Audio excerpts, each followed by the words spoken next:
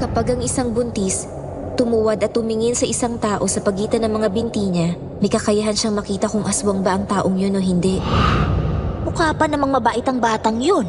Baka mamaya, siya na ang sunod na aswangin dito sa lugar natin. Noong una, hindi pa nga ako siguradong aswangin nakita ko, kaya lang bigla siyang tumayo at lumipad. Parang isang malaking panigi pa lang itsura nun. Kwentong Takip Silim. Para sa mga mahilig sa mga kwentong aswang, subaybayan ang aming bagong channel, Sitio Pangil. Pasukin ang nakakakilabot na mundo ng mga aswang. Like and subscribe. Sitio Pangil. Bago natin simulan ang kwento, please like and share the video. Huwag na din kalimutan mag-subscribe.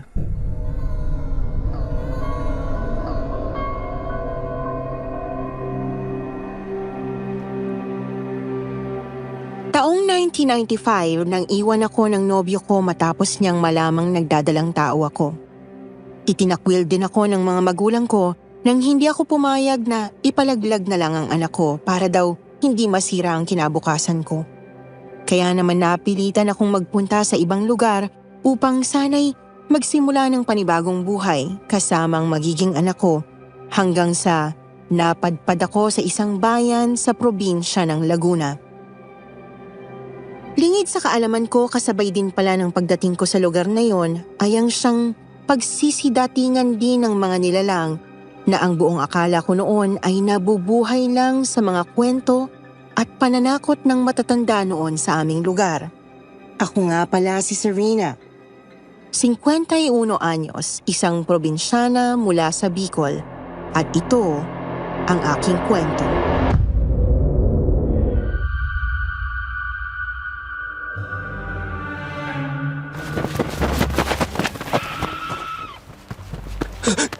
Tulong!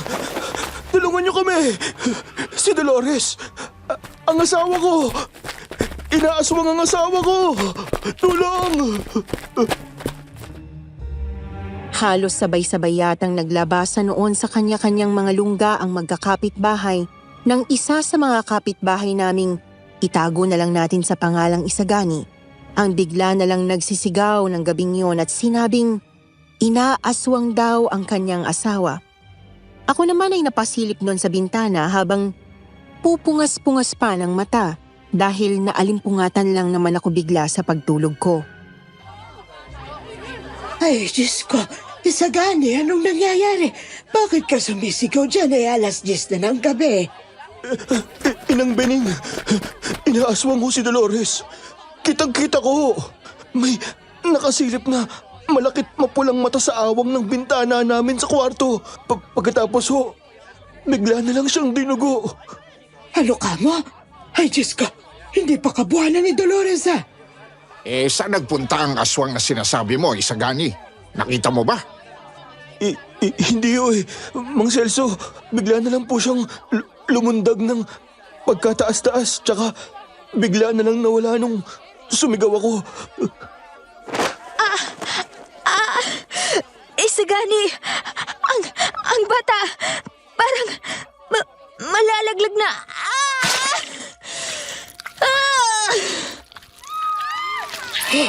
Ay, Diyos ko po! Isagani, isugod mo na sa ospital ang asawa mo.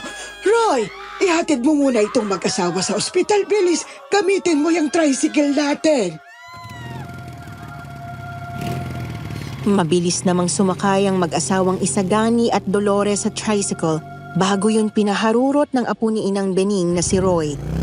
Si Inang Bening ang may-ari ng nirerentahan kong apartment ng mga panahong yon. Ay, Jesus Mariosep! Ano na bang nangyayari dito sa lugar natin at parang sunod-sunod na yata ang mga buntis na nakukunan?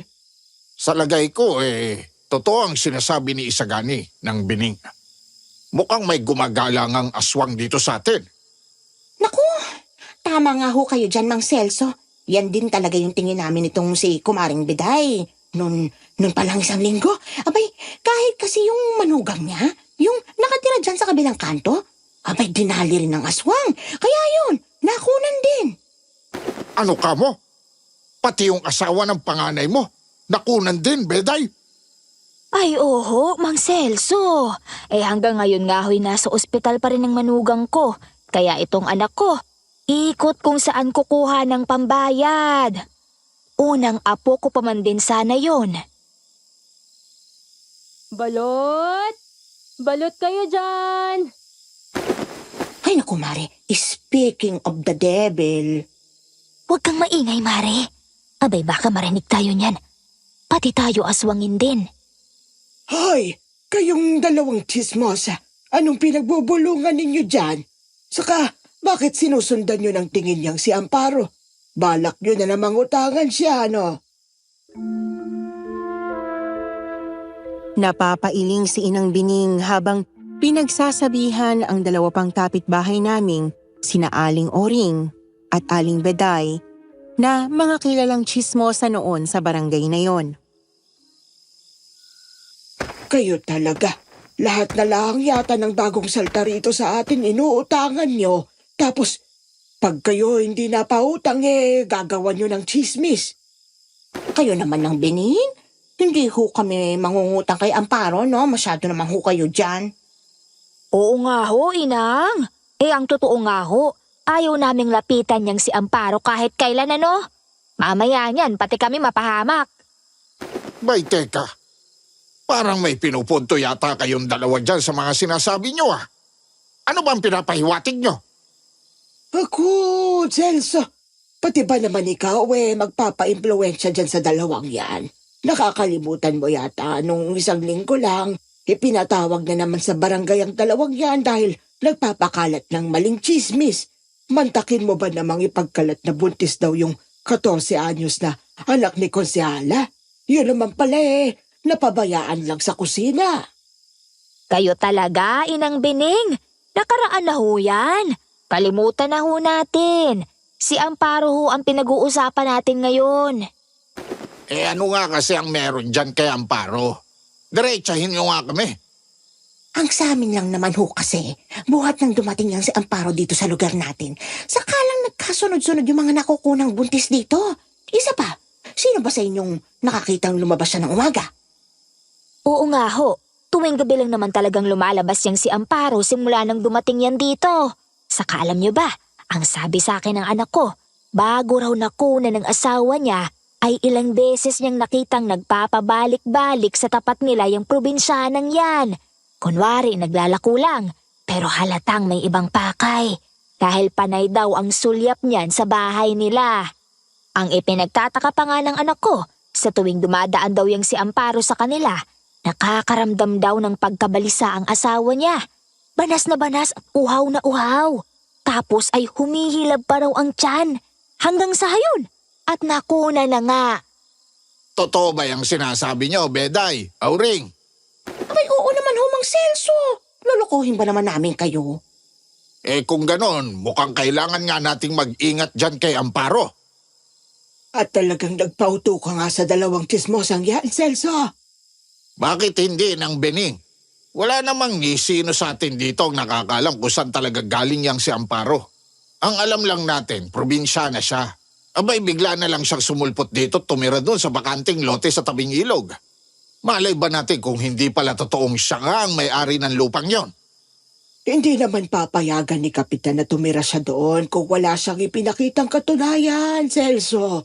Palibasay, matagal mo nang pinagdidiskitahang angkin yung loteng yon dahil katabi yun nung nabiling bahay ng anak mo Ay, nako, huwag kayong basta-basta na lang manghusgar yan kung wala naman kayong ebidensyang totoo nga yung mga haka-haka ninyo. Ay, naku, Inang Bening. Bahala ho kayo kung ayaw niyo maniwala sa amin. Basta, binalaan na namin kayo, ha? Oo nga ho. Kung ako sa inyo, babalaan ko rin yung bago ninyong border. Ano nga hong pangalan nun?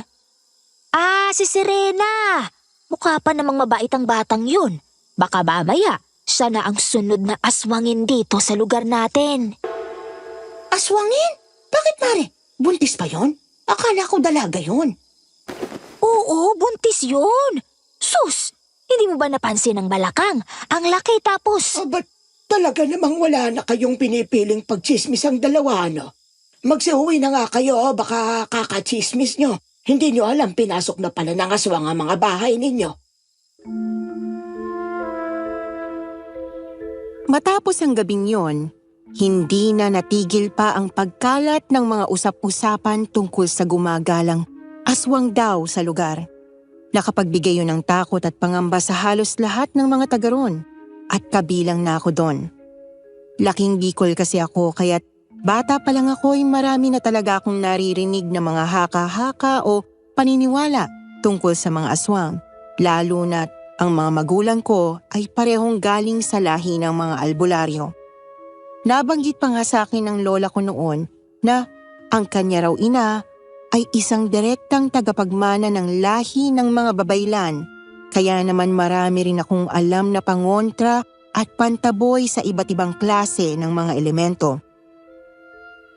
Ganun pa man, hindi ako yung tipong mabilis maniwala sa mga sabi-sabi lang.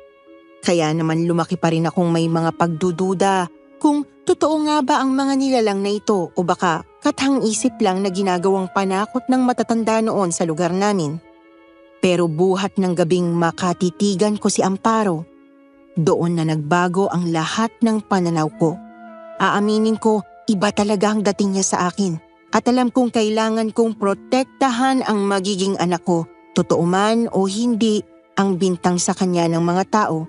Hindi ako papayag na may mangyaring masama sa anak ko pagkatapos ko siyang protektahan laban sa sarili kong mga magulang. Manong, dito na lang ho. Ito ho ang bayad. Salamat.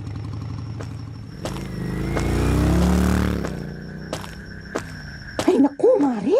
Talagang nakakatakot na dito sa lugar natin. Diyos ko, dapat talaga mahuli ng aswang na yun eh. Naku, may biniktima na naman siya. Sinabi mo pa, Mare.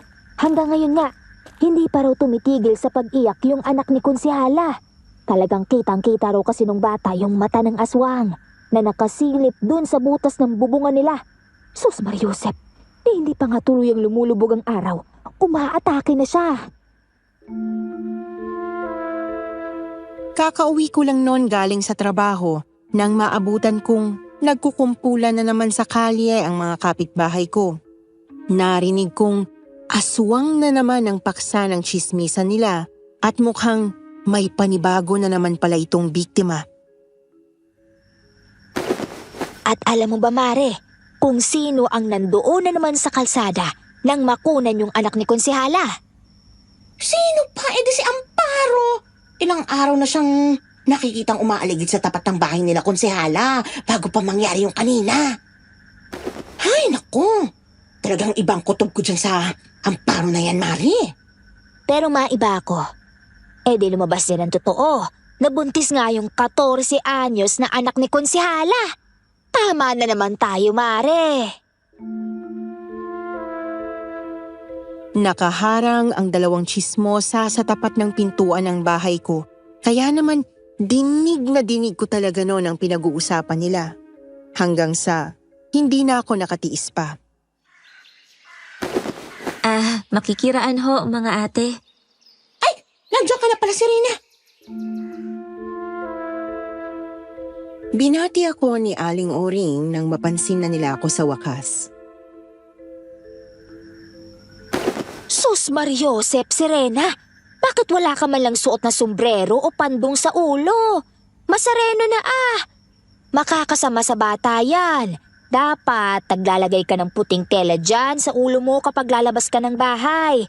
Lalo na kapag ganitong paggabi na. Ang sabi kasi sa akin ng nanay ko noon, kapag ang buntis daw ay nagsuot ng puting pandong sa ulo niya, nagiging proteksyon daw yun laban sa mga aswang. Dahil ang nagiging tingin nila sa inyo, birhen pa. Ganun ho ba? Sige ho, tatandaan ko ho ang sinabi niyo, Aling Beday. Pero biglang sumingit ulit sa usapan si Aling Auring. Ay, at saka maglagay ka rin ng pangontra dito sa labas ng bahay mo, ha, Serena? Para hindi ka aswangin, lalo't mag-isa ka lang. Naku, Nasaan ba kasi ang tatay ng anak mo at hinahayaan kang mag-isa sa buhay? Wala ho. Wala hong ama tong anak ko. Ha? Walang ama? Pwede ba yun? Sira ka talaga, Auring. Hindi mo ba naiintindihan ang sinasabi ni Sirena? Wala raw ama ang anak niya. Kasi malamang, tinakbuhan sila. Sa madaling sabi, na disgrasya lang itong si Sirena. Napangiwi ako sa mga sinabing yun ng kapitbahay ko, pero pinilit ko pa rin makapagtimpi hanggang sa... Balot! Bili na kayo ng balot! Balot! Diyos ko, Mare. Ayan na naman si Amparo. Dalisan at umuwi na tayo. Sabi ko na nga ba at dito na susunod na magpapabalik-balik yan si Amparo eh. Palibhasa, nandito ang bago niyang puntirya. Ay, oo nga. Bakit ba kasi dito pa sa atin naisipang umistambay eh? Siya, tara na. Uy, Serena, yung mga bilin ko sa'yo ha. Mag-iingat ka dyan sa bahay mo. Tango na lang ang isinagot ko noon kay Aling Auring. Pagkatapos ay nagpatuloy na ako sa pagpasok sa loob ng bahay. Hindi ko pinansin ang nakita kong pagsulyap noon ng dumaraang si Amparo sa akin. Gamit na naman ang matatalim niyang mga mata. Mukhang may hindi siya magandang binabalak base sa tingin niya, kaya nakaramdam ako ng kaba. Sa totoo lang, Miss Anne, bago pa man sabihin sa akin ni na Aling Auring ang tungkol sa paglalagay ng proteksyon, naisip ko nang gawin yon. Kaya nga medyo ginabi ako ng uwi noon dahil kinailangan kong maghanap ng mga gamit na kakailanganin ko base sa mga natutunan ko noon mula sa lola ko. Isa-isa ko nang inilabas noon ang mga gamit mula sa dala kong paper nang bigla na lang may kumatok sa pintuan ko. Sino yan? Serena! Siro ito! May pinapabigay lang kasi sa'yo si Lola. Ah, sige. Roy, sandali. Nandyan na. Pagbukas ko ng pinto, tumambad sa akin ang matikas na figura ni Roy na may dalang isang patpat o mistulang mahabang tali. Nakangiti siya nang bumungad sa akin pero mabilis ding nawala ang ngiting yon nang biglang napadako ang tingin niya sa hawak ko. Teka, Serena, umiinom ka ba? Napakunot ang noo ko sa biglang naitanong niya sa akin pero agad ko rin namang napagtanto ang ibig niyang sabihin. May hawak kasi ako ng isang bote ng lambanog, kaya siguro inakala niyang magiiinom ako. Close kasi kami noon ni Roy, kahit nung bagong lipat pa lang ako dahil halos magkalapit lang ang edad namin. 2 taon lang ang tanda niya sa akin kaya nagkakasundo kami pagdating sa maraming bagay. Isa pa, mabait siya at hindi bastos kapag kausap. Hindi tulad ng ibang lalaki sa lugar na yon. Serena, makakasama sa bata yung gagawin mo eh. Alam mo kung may problema ka, pwede naman natin pag-usapan. Sira, hindi ako umiinom, no? Bakit may hawak ang lambanog? Aanin mo yan. Dinampot ko muna yung luya bago ko siya sinagot. Gagawa ko ng pangontra. Pangontra? Saan? Sa aswang. Gamit yung alak? Halatang walang kaide-ideya si Roy sa ginagawa ko. Kaya naman kitang-kita ko noon ang pagdududa sa kanyang mukha. Salubong ang kanyang kilay at nakakunot din ang kanyang noo na akala mo ay gulong-gulo siya noon sa sinasabi ko. Halika, pumasok ka muna at ipapaliwanag ko sa'yo kung ano ito. Nilawakan ko ang pagkakabukas ng pintuan at pinapasok ko siya. Hinayaan ko na lang nung bukas ang pinto. Lalo't ayokong pag-isipan kami ng masama ng mga malisyosa naming kapitbahay.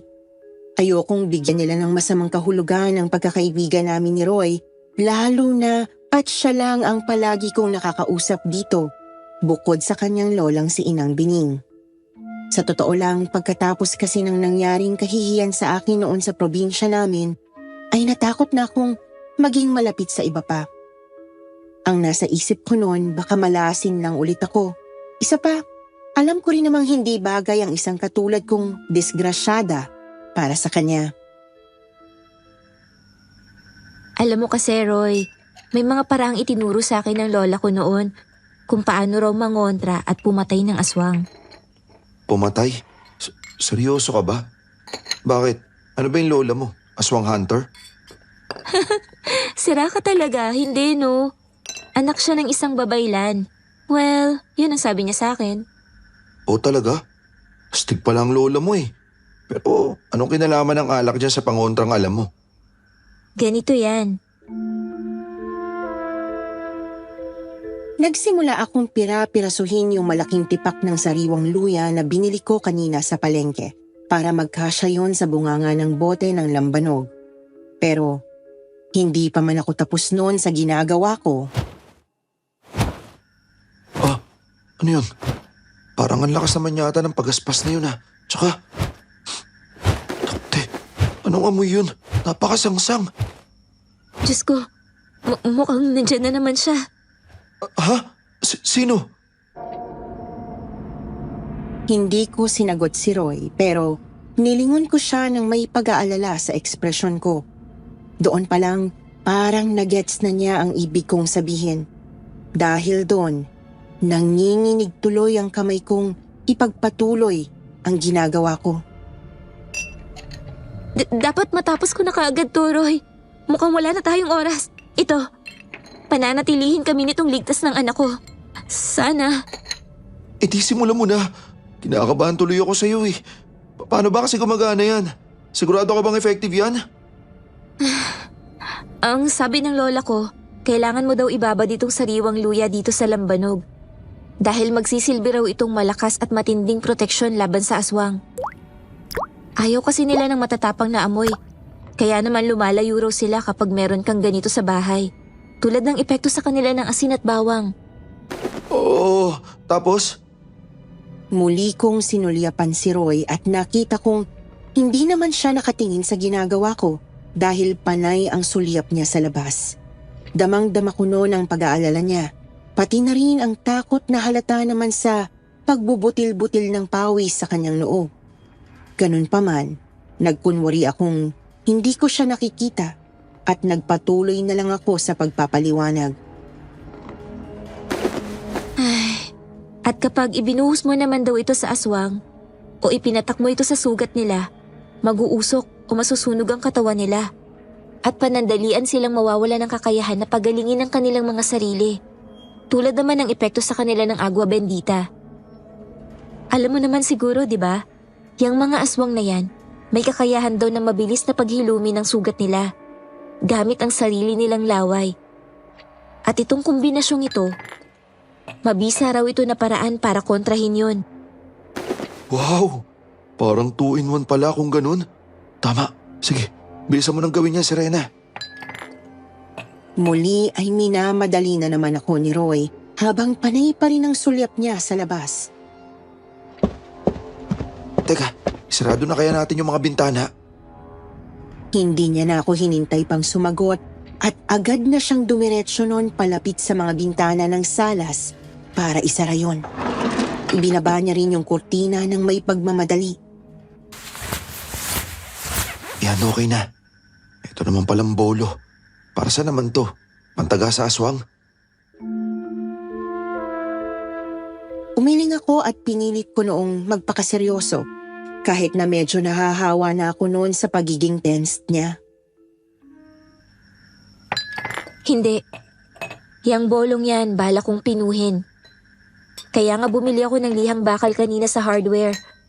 Medyo mahirap yung proseso, pero matindi rin ang epekto niyan base sa lola ko. Ang bakal daw kasi, nakakapagtaboy talaga ng aswang yan. Dahil isa yan sa mga bagay na may kakayahang tumagos sa makukunat nilang balat. Pero, imbis daw na buong bakal ang gamitin mong panlaban, mainam din kung pipinuhin mo yan hanggang sa halos mapulbos na. Tapos, saka mo ikakalat yun sa palibot ng bahay. Para makagawa ka ng isang hindi nakikitang harang sa mga aswang. Kumbaga, parang invisible barrier ba? Kapag daw kasi tinawid ng isang aswang ang harang na yun, mawawala sila sa sarili.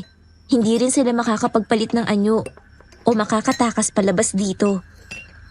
At yun na ang pagkakataon mo para atakihin sila. Ibig sabihin, pwede pa rin pasukin ng aswang ang loob ng hindi nakikitang harang. Pero hindi na sila makakalabas pa doon. Muli akong tumango sa tanong niya. Grabe, bakit hindi namin alam yun? Dito kasi ang alam lang namin pangontra, itong dala kong buntot pagi, itong asin, tsaka itong kalamansi na pinabibigay ni Lola sa'yo. Nagulat ako nang ilabas ni Roy mula sa bulsa niya ang isang balot ng asin at kalamansi na sabi niya ay ipinabibigay daw ng kanyang lola. Uy, pakisabi kay Inang Bening, maraming salamat ka mo rito ha. Nakakahiya, nag-abala pa siya. Wala ka naman, Serena. Yan lang sana ang pakay ko kaya ako nagpunta rito pero gusto mo ba tulungan kitang pinuhin yung bolo mo? Pinigilan ko ang mapangiti noon dahil halatang hindi ako gustong iwanang mag-isa ni Roy. Kahit na alam ko namang nakakaramdam talaga siya ng takot dahil sa mga pagaspas ng pakpak na narinig namin kanina. Ayos lang ba? Di ba ako makakaabala? Nakakahiya naman sa'yo, Roy. Nako, hindi naman. Wala naman akong gagawin tsaka... Pero biglang nahinto sa pagsasalita si Roy nang makarinig kami ng malakas na hiyaw mula sa labas. Aswang! Bumalik ka rito, aswang ka! Papatayin kita! Teka, si Mang Celso yun ah. Ano naman yun? Hindi ko alam. Baka galing dun sa bahay nila Mang Celso. Sandali, dito ka lang, Serena. Titignan ko lang kung anong... Pero muling naputo lang anumang sasabihin ni Roy dahil sa malakas na kalabog na yon na narinig namin sa mismong bubungan ng apartment ko. Napahawak ako agad nun sa tiyan ko. Una kong naisip agad na protektahan ang anak ko. Teka, Serena. Bakit nagsisindi ka ng kandila? Hindi ko muna sinagot noon si Roy at pinagmasdan ko muna ang paggalaw ng apoy sa sinindihan kong kandila. Sumeryoso agad ang mukha ko nang makita kong sumasayaw yon at hindi mapakali sa paggalaw kahit na wala namang kahangin-hangin sa paligid ng mga sandaling yon. Sa katunayan nga, medyo maalinsangan ang paligid. Roy! Sinenyasan ko siyang lumapit. Bakit? Ihanda mo yung buntot paging hawak mo. Tapos akin na yung daladala mong asin at kalamansi. Sige, ito. Pagkaabot niya sa akin, ay agad kong isinaboy sa harapan ng pintuan at mga bintana ng bahay ko yung asin. Pagkatapos ay piniga ko yung kalamansi at ipinahid sa tiyan ko bilang paunang pagprotekta ko sa batang dinadala ko. Nang sa ganon, matakpan ng tapang ng amoy ng kalamansi ang amoy ng bata sa sinapupunan ko na sinasabing siya raw pinakamabangong amoy para sa mga aswang. Kaya lang, nakita kong nanginginig si Roy sa isang tabi habang nagpapalingalinga siya sa paligid. Mukhang natatakot siya. Pero naantig bigla ang dibdib ko nang makita kong pinipilit niya pa ring iharang ang sarili niya sa akin para protektahan ako sa kabila nun. Itinago niya ako sa likuran niya. Diyan ka lang sa likod ko. Baka bigla magpakita yung gumagala na aswang eh.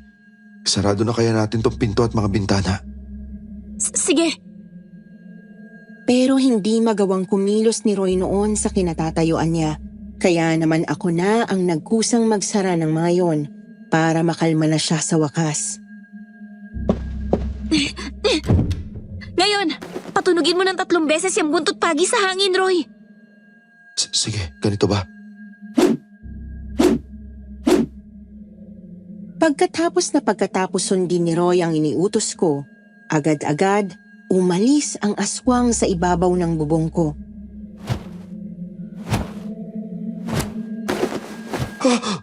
Aswang ba yun? Aswang yun, di ba? Oo, pero huwag kang mag-alala. Umalis na siya. Napahawak si Roy bigla sa dibdib niya. Langya, atakihin yata ako sa puso dahil sa aswang na yun. Takot ka pala sa aswang. Grabe. Masarin daw ba ako? Pasensya ka na. Hindi ko kasi inakalang ganyan ka pala kaduwag. Hindi bagay sa tikas ng katawan mo. Ang laki-laki mo kasing tao, tapos... Uy, grabe ka mangusga ha. Alam mo kasi, nung bata ako, nakakita na rin ako ng aswang, kaya lang medyo malayo. Nakatayo siya sa puno at parang nagbamasid sa mga dumadaan. Noong una, hindi pa nga ako siguradong aswang yung nakita ko, kaya lang bigla siyang tumayo at lumipad. Parang isang malaking panigi pa lang itsura nun. Dumaan pa sa ulunan ko. Kaya karipas ako ng takbo kay Lola. Simula nun, nagka-trauma na ako sa aswang. Ano? Buti hindi ka niya nadagit. Alam mo kasi, kapag ang isang aswang dumaan sa ulunan mo, ibig sabihin daw nun, may balak siyang dagitin ka. Ano? Ano bang ginawa mo nung dumaan siya sa ulunan mo? Yumuko ako, tumupo. Tapos, niyakap ko yung tuhod ko sa sobrang takot. Ah, buti na lang ganun ang ginawa mo't hindi mo naisipang tumakbo. Kung di, wala na akong Roy na kausap ngayon. Ha? Bakit? Anong ibig mo sabihin? Yun kasi ang tamang gawin. Kapag balak kang dagitin ng aswang, kailangang pagdikitin mo ang dalawang paa mo. Hanggang hita. Kasi patiwarik sila kung mandagit. Tapos, para makapitan ka nila ng maayos at hindi ka makapalag, yan ang dadakmain nila.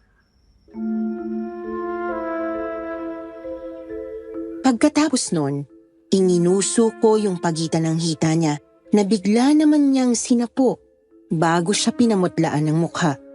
Natatawa na naman tuloy ako nun sa reaksyon ni Roy. Hindi pala magandang tingnan kapag ang isang lalaking may kalakihan ng katawan, matangkad at gwapo ay naduduwag at halos maihina sa takot. Pero bago pa ako makatawa, may kumatok na naman sa pintuan ko. Serena, ayos ka lang ba dyan? Si Mang Celso yun ha. Teka, ako na magbubukas ng pinto. Wag, Roy. Huwag mo munang bubuksan hanggat hindi nagpapakilala yung nasa labas. Tandaan mo, may kakayahang manggaya ng boses at wangis ng tao ang ibang uri ng aswang. Kaya hindi ka dapat pakampante. Paano ko sumagot siya at magpakilalang si Mang Celso? Pero aswang pala talaga yung nasa labas. Hindi siya sasagot kung hindi siya totoong si Mang Celso. Hindi nangaari ng pangalan ng mga aswang dahil binabasbasan ng pangalan natin kapag binibinyagan tayo. Sino yan? Walang sumagot. Bagkus ay nakarinig na lang kami noon ng papalayong pagaspas ng pakpak mula sa labas. Hindi na nakauwi pa si Roy ng gabing yon sa kanila. Hindi dahil natatakot siyang lumabas ng bahay, kung hindi dahil natatakot siyang iwanan akong mag-isa. Mukhang tama kasi ang dalawang tsismosang sina Aling Auring at Aling Biday. Mukhang nang mga sandaling yun, ako na ang susunod na puntirya ng aswang.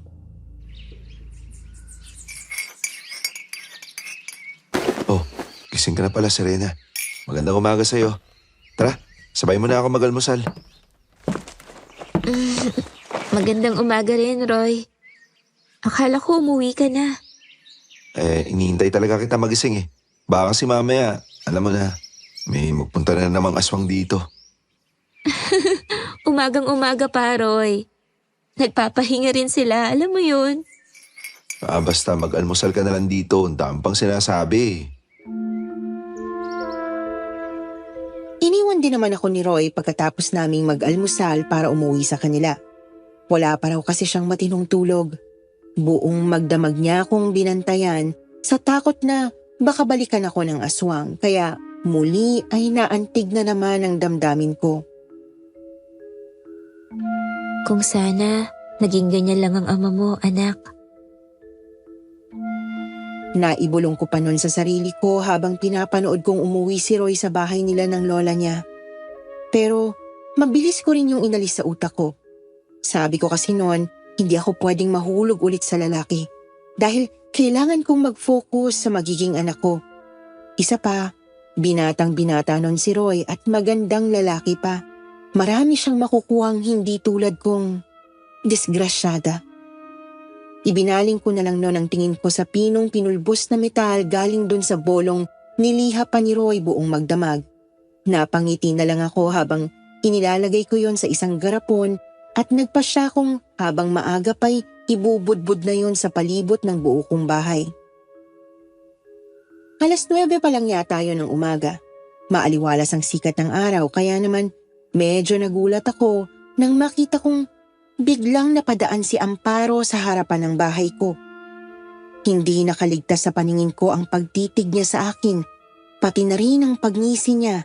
Tulad ng unang magkasalubong ang mga mata namin. Ang sama ng tingin nun sa'yo, Serena. Ay, hinayupak! Ay, kapo, ikaw lang pala yan, Roy. Ay, sorry. Nagulat ba kita? Nakita ko kasi dumaan si Amparo eh. Sama pa ng tingin sa'yo kaya tumakbo agad ako papalapit. Sa tingin mo ba tama yung mga haka-haka rito sa atin? Sa tingin mo, siya yung aswang? Nagkibit ako ng balikat sa tanong na yon ni Roy. May alam akong paraan para malaman natin. Paano? Hoy, Serena. Ano ginagawa mo? Bakit bigla kang tumutuwad dyan? Nandito tayo sa harapan ng kalsada. Ano ka ba? Tumayo ka nga dyan.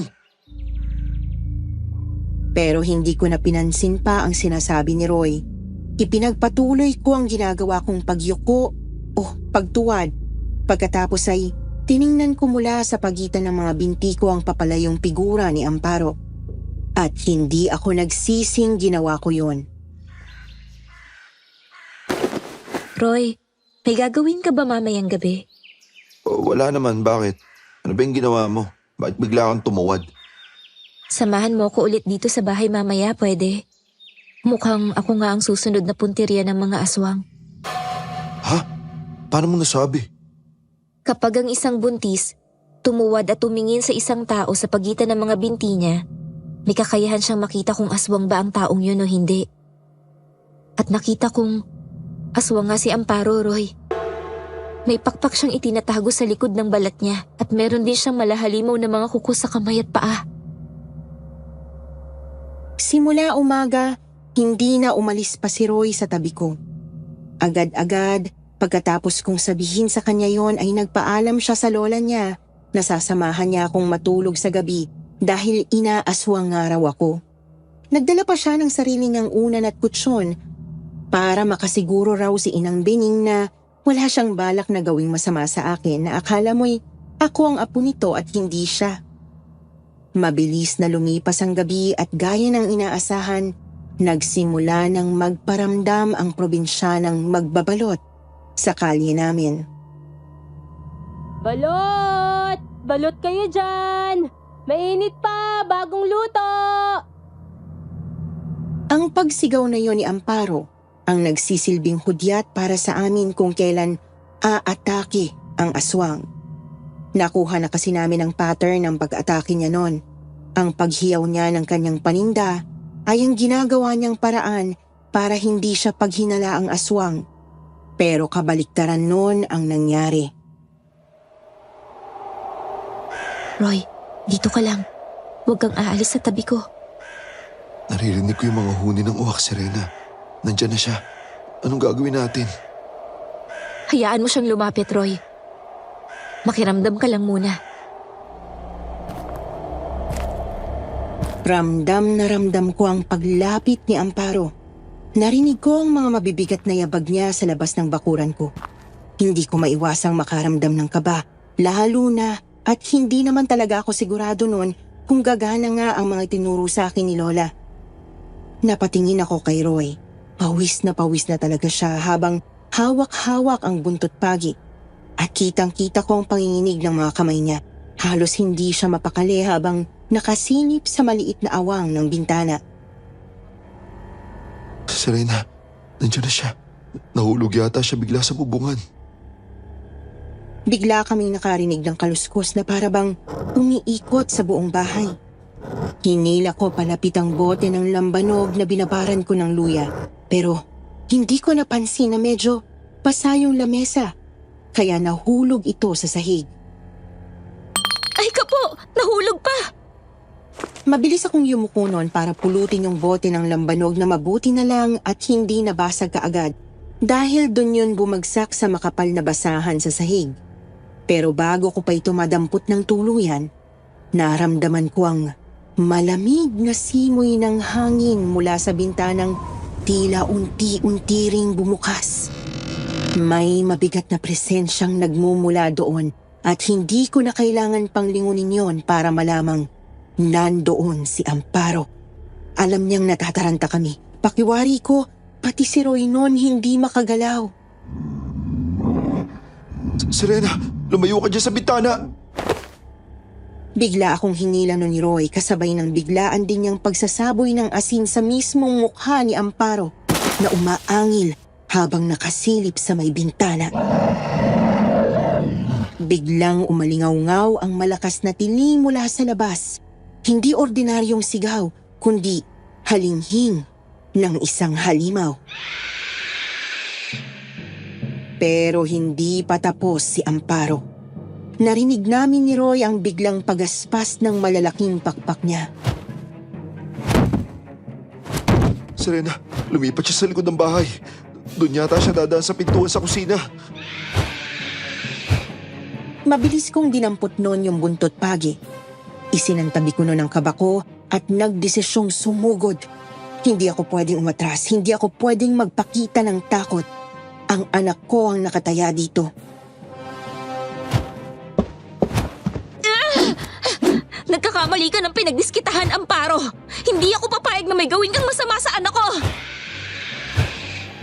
Hindi ko direktang nakita noon ang aswang pero nakita kong may itim na aninong nagpupumilit makapasok sa loob mismo ng bahay namin. Kaunti na lang, masisira niya na ang pintuan ko. Kaya naman bigla ko yung binuksan na mukhang ikinagulat naman ng aswang dahil kitang-kita kong bigla itong natigilan. Tumambad sa amin ang mukha ni Amparo na nananatili pa rin sa kanyang wangis tao dahil hindi niya nagawang magpalit ng anyo.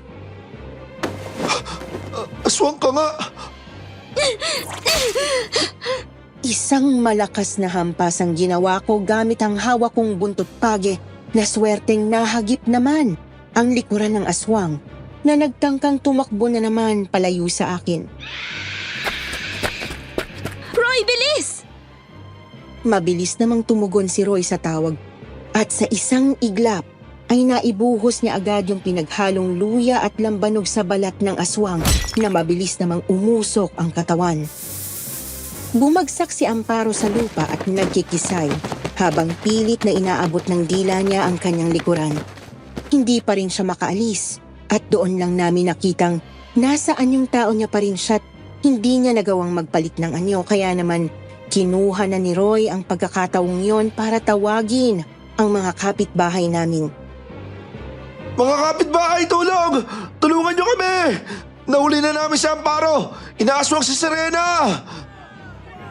Agad na naglabasan noon ang aming mga kapitbahay, kabilang na si Mang Celso na noong nakaraan pala'y sinubukan ding habulin ang aswang dahil nakita niya itong aali-aligid sa bahay ng kanyang anak na babae. Napalibutan ng mga kapitbahay namin si Amparo, nakahandusay siya sa lupa, nanginginig at pilit na umaahon kahit wala na siyang lakas para tumakas. Kita ko sa mukha ng lahat ang galit. Galit na galit sila sa aswang. Pero may ilan din sa kanila na halatang nanginginig sa takot. Hindi sila makapaniwala na sa wakas, ang nilalang na kumitil ng buhay ng mga anak nila ay nasa harapan na namin. Diyos ko, paano nyo nagawang hulihin ang aswang na yan? Nahampas ko po siya ng buntot pagi, Mang Celso. Nagsinungaling si Roy sa mga kapitbahay namin dahil alam niyang ayokong ipagsabi sa kanila na marami akong alam tungkol sa panghuhuli at pagpatay ng aswang dahil wala akong balak na maging takbuhan nila palagi. Kung ganon, ano pang hinihintay natin? Abay, gulpihin na ang aswang na yan! Oo nga, gulpihin na yan. Dapat sa ganyan, binubagbag. Oo nga, tama siya. Gulpihin yan. Anong gulpihin? Ang dapat dyan, patayin. Gaya ng ginawa niyang pagpatay sa mga anak namin. Oo nga. Patayin na natin si Amparo! Oo, Patayin na yan si Amparo. kailangan natin patayin si Amparo. Halos hindi ako makahinga sa dami ng tao. Karamihan sa kanila lumalapit, pero may ilan ding napapaatras at hindi kayang tingnan si Amparo. Sila yung mga hindi makapaniwalang totoo pala ang mga aswang at nasa harapan na nila ngayon ang nilalang na matagal-tagal na rin naming kinatatakutan. Sandali, huwag niyong gawin to. Aalis na lang ako sa lugar na to at hindi na magpapakita pa sa inyo. Pakawalan niyo na lang ako, nakikiusap ako sa inyo. May mga anak din ako at hindi nila alam na ganito ako. Maawa kayo sa akin. Bakit? Naawa ka ba sa amin? Nang patayin mo ang mga anak namin na hindi pa namin naisisilang. Hindi ako papayag. Dapat patayin ang aswang na yan. Magsisisi kayo kapag ginawa niyo yan. Akala niyo ba mag-isa lang akong aswang sa lugar na to? Marami kami rito. Isang barko kaming dumating dito galing sa ibang lugar. Hindi niyo kami gugustuhin kalabanin. Hahanapin kayo ng mga kasama ko. Iisa-isahin nila kayong lahat. Pati mga anak niyo. Hindi makakaligtas. Biglang tumahimik ang lahat. Napaatras si Mang Celso at pati na rin si Isagani. Halata ang pagdadalawang isip sa mga mukha nila. Ilang kapitbahay din namin ang halos hindi makahawak ng maayos sa mga daladala nilang armas. May iba pa nga na halos magpasukan na noon sa mga bahay nila. Totoo kaya yung sinasabi niya? May iba pa raw siyang kasama. Ay, Diyos ko! Kung totoo man yan, ano gagawin natin? Pero habang lahat ay natataranta, pumakbang ulit si Mang Celso. Naroon pa rin ang kaba sa mukha niya, pero mas matindi na ulit ang galit. Mukhang nakabawi na siya sa pagkabigla niya. Bigla niyang dinakma ang buhok ni Amparo pagkatapos ay hinila niya ito papunta sa kalsada. Pagsisisihan mo itong matanda ka! Huwag tayong magpapadala sa pananakot ng halimaw na to. Kahit ilan pa silang mga aswang, wala tayong palalampasin. Kung nagawa natin siyang hulihin, magagawa rin natin yon sa iba pa niyang mga kasama. Oo nga! Tama siya doon. Tama yun! Nagsimula ng magsisuguran ng mga kapitbahay namin habang hawak ang kanilang mga armas. Tulala lang kami ni Roy noon na pinapanood sila dahil nabigla rin kami sa mga nangyari. Pero bago pa man nila maabot si Amparo, nakita naming lahat na biglang nagbago ang anyo niya. Sa ilalim ng kanyang balat nakita kong may umuusling itim na pakpak na kalaunan ay ipinarangya niya sa halos lahat sa amin. Doon ko lang biglang napagkantong inilabas siya ni Mang Celso mula doon sa invisible barrier sa bakuran ko. At dahil doon, ay nawala na ang proteksyong pumipigil sa kanya para makapagbagong anyo. Dahil doon, hindi nagtagalay, tumambad na rin sa amin ang mga kumikislap na kuko sa paa at kamay ni Amparo na parang mga pangil ng hayop. Muli ay napaatras na naman tuloy ang mga kapitbahay namin sa takot. Doon na nakakuha ng pagkakataon si Amparo na ikampay ng pagkalakas-lakas ang kanyang mga pakpak, kasabay ng isang mataas na pagtalon na siyang naging dahilan upang siya'y makatakas ng ganun-ganun na lang.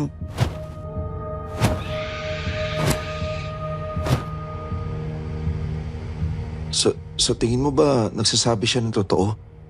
Totoo kayang isang barko silang mga aswang na nagpunta rito galing ibang lugar? Napabuntong hininga na lang ako noon sa tanong ni Roy. Ay, hindi malabong totoo yon, Roy. Bata pa lang ako. Naririnig ko na ang tungkol sa ganung gawain daw ng mga aswang. Ayon sa lola ko, talagang grupo-grupo raw kung maglakbay ang mga nilalang na yon. Hindi rin kasi sila nananatili sa iisang lugar lang. At nakasanayan na nilang magpalipat-lipat ng tirahan nang hindi naghihiwalay. Simula raw kasi nung maging banta na tayong mga tao sa kanilang buhay, buhat pa raw nung unang panahon, ganito na ang ginagawa nila. Maramihan kung bumiyahe para protektahan ng isa't isa. Diyos ko, Serena. Ano nang gagawin natin ngayon? Paano kung balikan nila tayo? Paano na kayo magiging anak mo? Muli na namang naantig ang puso ko sa nakita kong sobrang pag-aalala noon sa mukha ni Roy. Pero gustuhin ko mang pagaanin noon ang pakiramdam niya. Hindi ko naman magawa dahil hindi ko naman alam kung anong magiging susunod na hakbang ng mga aswang. Hindi ko rin alam, Roy. Pero isa lang ang sinisiguro ko sa'yo. Hindi ako papayag na may gawin silang hindi maganda sa anak ko. Hindi ko napigilang himasin noon ang tiyan ko na nagsisimula ng mahalata ang umbok. Huwag ka rin mag-alala, Serena. Nandito lang ako. Sasamahan ko kayo mag-ina. Naging isang malaking banta ang pangyayaring yon para sa aming lahat. Kaya naman, yung mga kapitbahay namin ng mga panahong yon, nagsimula na rin gumawa ng paraan para protektahan ang kani-kanilang mga sarili kung sakaling aataking ang muli ang mga aswang. Halos lahat ng mga taga ron sa barangay na yon nagdadala na ng mga kilalang pangontra kahit saan sila magpunta. Tulad na lang ng asin, bawang, kalamansi, agwa bendita, rosaryo o di kaya'y mga patalim na gawa sa metal at pilak.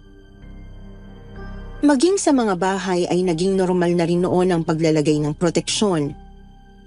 Bago pa man sumapit ang alas 5 ng hapon, wala na rin gaanong nagpapagala-gala noon sa labas ng kalye, lalo na tuwing sasapit ang gabi. Maliban na lang sa isang grupo ng mga kalalakihang binuo ni Mang Celso noon upang maglibot-libot sa barangay para magbantay. Pero himalang hindi na rin nagparamdam pa si Amparo sa lugar na yon pagkatapos nung gabing mahuli namin siya ni Roy. Naging tahimik ang paligid noong mga sumunod na araw, linggo, hanggang sa lumipas ang halos 3 buwan na tahimik pa rin at payapa ang paligid. Sa wakas, bumalik na rin sa normal ang lahat. Serena! Serena, si Roy to! Buksan mo ang pinto! Napaigtad ako noon sa pagkakaupo ko sa silyang gawa sa kawayan nang bigla na lang paghahampasin ni Roy ang pintuan ng bahay ko isang dapit hapon.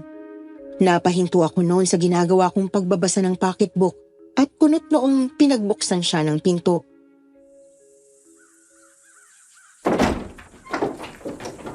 Serena, may sasabihin ako sa'yo. Ha? Ano ba yun? At para ka nakipaghabulan sa 10 kabayo bago ka nakarating dito. Halika nga, pumasok ka muna dito sa bahay at uminom ka ng tubig. Serena, kailangan magdoble ingat ka pa. Hindi kayo ligtas ng anak mo. Bakit? Anong ibig mong sabihin? Umaatake na naman ang mga aswang, Serena. Ngayon lang, minatagpo ang bangkay sa gilid ng bakanting lote na dating tirahan ni Amparo. Isa yun sa mga kasamahan ni Mang Celso na nagpapatrolya tuwing gabi. Natagpuan siyang wakwak ang dibdib. Nawawala din yung puso. Halatang biktima ng isang mabangis na hayop. Halatang biktima ng aswang. Ano? Totoo ba yung sinasabi mo, Roy? Tanging pagtango ang isinagot sa akin ni Roy. Bukod pa dun, marami nagsasabing ilang beses daw na may nakakita kay Amparo na pag-aalagala dito sa buong barangay. Kaya lang mabilis siyang nawawala. Kaya hindi rin sila sigurado nung una. Mukhang balak niya talagang tuparin ang mga banta niya. Ay, Diyos ko po. Huwag niyo pong pababayaan ang anak ko. Mabuti na lang kahit pa ilang buwan nang halos hindi nagpaparamdam noon ng aswang na si Amparo sa lugar namin, ay hindi ko pa rin itinigil ang paglalagay ng proteksyon sa loob at labas ng bahay ko. Palagi kasing nakatatak nun sa isip ko na baka nandyan lang siya sa paligid, nagmamasid, naghihintay ng pagkakataong umatake. Dahil doon, nanatili akong palaging alerto at handa sa kung ano man ang sakaling mangyari. Kahit si Roy, hindi rin nagpahuli at nagpaturo siya sa akin ng maraming bagay tungkol sa kung paano labanan at patayin ang mga aswang. Pero bukod doon, Serena, gusto ko rin sabihin sa'yo na pumayag ako sa alok ni Mang Celso. Ha? Anong alok? Kailangan daw kasi nila ng papalit doon sa lalaki na tagpo ang patay kanina. Hindi pwedeng mabawasan yung mga nagpapatrolya dahil baka lalo magkaroon ng lakas ng loob yung mga aswang na umatake sa kanila. Bakit, Roy? Bakit ka naman pumayag? Delikado masyado yung gagawin mo. Wala na akong magagawa, Serena. Di ba nga, akala nila ako'y nakahuli nung kay Amparo. Napilitan akong pumayag sa pamimilit sa akin ni Mang Celso. Dahil baka mamaya, ikaw naman yung putaktiin nila kapag nalaman nilang ikaw naman talaga yung maraming alam kung paano humulit pumatay ng aswang. Baka mamaya dahil dun, ikapahamak nyo pa yun na magiging anak mo. Kaya kailangan ko talagang gawin to. Pero Roy, Kung mag-alala, Serena, mag-iingat ako. Tsaka, marami na ako natutunan sa'yo. Kaya ko ang sarili ko. Pero hindi naging totoo si Roy sa mga sinabi niya noon, Miss Anne. Dahil sa pangatlong gabi pa lang ng pagsama niya kina Mang Celso sa pagpapatrolya, may nangyari na agad na talagang nagpakabasakin ng husto. oh Mang Celso, ano ho bang sadya niya? Roy! Ano nangyari sa kanya? Serena, tulungan mo kami. Si Roy, inatake siya ng aswang habang nagpapatrolya kami. Bigla na lang siyang dinagit. Pero buti na lang, mabilis siyang yumuko. Iyon nga lang, nahagip pa rin ng matalas na kuko ng aswang ang dibdib niya. Halos manlabo ang mga mata ko nang makita kong punong-puno ng dugo ang suot na kamiseta ni Roy, Miss Anne. Halos wala na rin siyang malay at akay-akay na lang ng mga kasamahan niya nang ipasok siya sa loob ng bahay ko. Kahit si Inang Bening, na hindi ko napansing nakasunod pala sa kanila, ay alalang-alala sa kanya.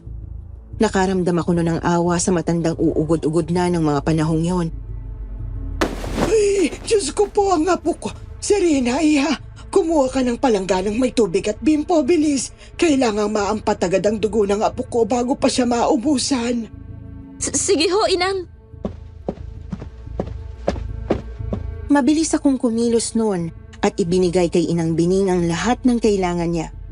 Mabuti na lang at nandoon siya ng mga sandaling yon dahil wala akong alam pagdating sa panggagamot ng mga sugat, lalo na ang ganoon kalaki. Halos bumuka na kasi ang makapal na balat laman ni Roy sa bandang dibdib dahil sa sobrang tindi ng pagkakakalmot doon ng aswang na muntik nang dumagit sa kanya. At hindi naman naituro ng lola ko sa akin kung paano gamutin yun. Kaya lang... Anong gagawin mo, Serena? Bakit naghihiwa ka ng kalamansi? Kailangan ho kasing ipatak ito sa sugat ni Roy, Mang Celso. Dahil baka mahawa ho siya ng pagkaaswang kapag hindi ko to ginawa. Ano? Pwede bang makahawa ang kalmot lang? Hindi naman nalagyan ng laway ang... Hindi lang hulaway ng aswang ang pwedeng makahawa sa tao, Mang Celso. Marami ho silang paraan. Pero tulad ng mga hayop, isa rin ho sa pinakamatinding nagtataglay ng panghawa nila ang kanilang mga kuko. Diyos ko. Kung ganon... Biglang lumingon si Mang Celso sa likuran nila at ganoon na rin ako.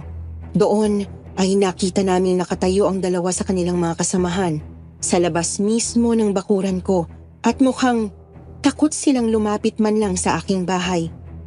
Halata sa mga mukha nila ang takot at pagdadalawang isip na para bang alam nila na sa oras na tumapak sila sa loob nun, hindi na nila magagawa pang lumabas. Nakalmot din sila ng aswang kahapon, Serena.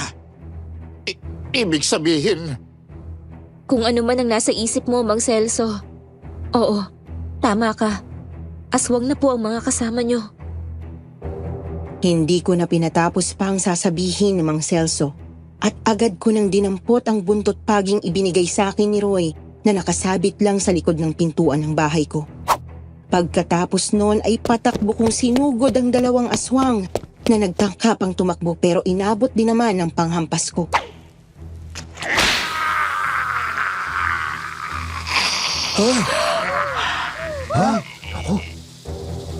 Nagsinghapan silang lahat nang makita nilang umusok bigla ang likuran ng isa sa mga aswang. Lalo na nang winisikan ko yun ng lambanog na binabara ng luya. Halos malusaw na agad ang buong katawan nito dahil sa ginawa ko habang ang isa naman sa kanila inangilan ako pero agad ding tumakbo at nakatakas. Dahil doon, napabaling ang tingin ko sa dalawa pang kasama ni Mang Celso noon na napansin kong bigla na lang nagkatitigan. Doon pa lang kinutuban na ako. Kaya naman wala na akong hiya-hiya pa noon at basta-basta na lang akong tumuwad upang tingnan sila sa pagitan ng mga hita ko. Sa paraang yon nalaman ko kung sino-sino ang mga aswang sa kasama ni Mang Celso. At dahil doon, mabilis namin silang nahuli. Pagkatapos ko silang latayan gamit ang buntot pagi.